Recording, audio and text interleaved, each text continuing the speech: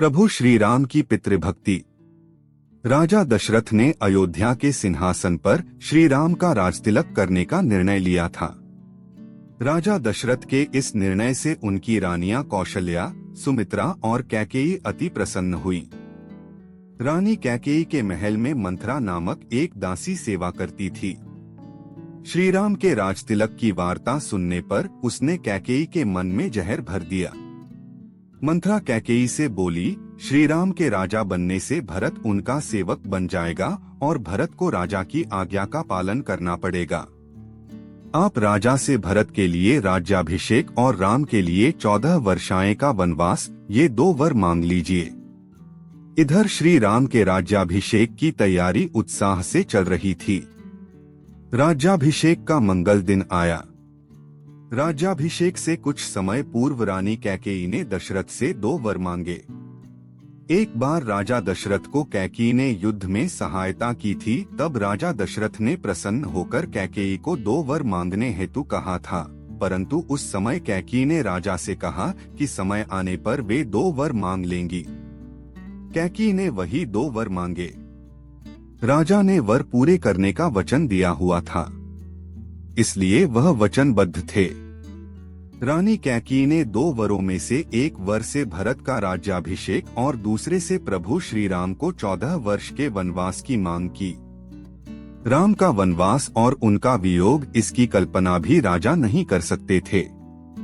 उसी समय अयोध्या के प्रधान सुमंत पहुँचे। उन्होंने राजा को कहा, राजन, राज्याभिषेक की पूरी तैयारी हो गई है। राजा दशरथ ने सुमंत से श्री राम को तुरंत लाने के आज्ञा दी। सुमंत का संदेश मिलते ही श्री राम दशरथ जी के महल पहुँचे। वहां पर श्री राम ने देखा कि राजा दुखी, उदास और चिंतित हृदय से खड़े हैं।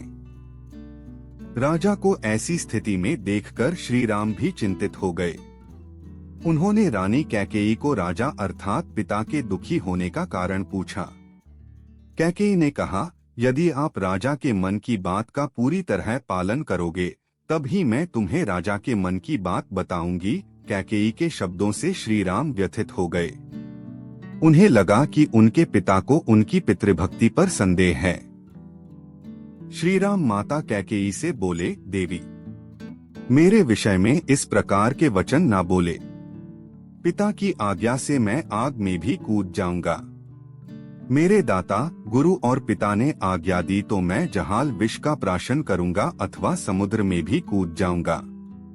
राजा दशरथ की आज्ञा उनके अथवा रानी कैकेयी के मुख से सुनने से पहले ही श्री राम ने प्राण अर्पण करने की भाषा बोली थी।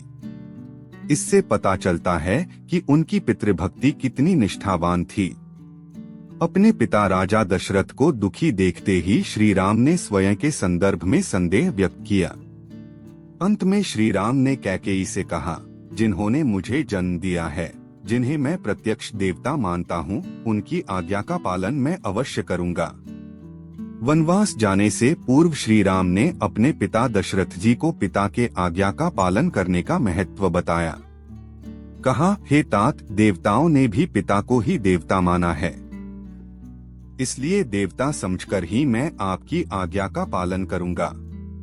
कैकेयी ने राजा दशरथ की आज्ञा श्री राम को बताई।